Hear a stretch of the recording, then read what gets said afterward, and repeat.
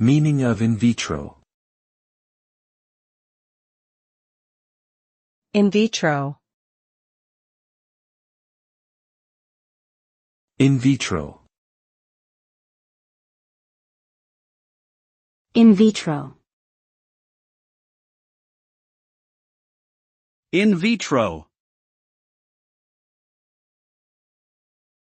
The term in vitro refers to a procedure or process that is performed outside of a living organism, usually in a laboratory setting.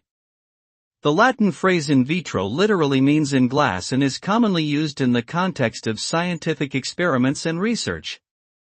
For example, in vitro fertilization, IVF, is a medical technique where an egg and sperm are combined outside the body in a laboratory dish to facilitate fertilization and subsequent implantation in the uterus.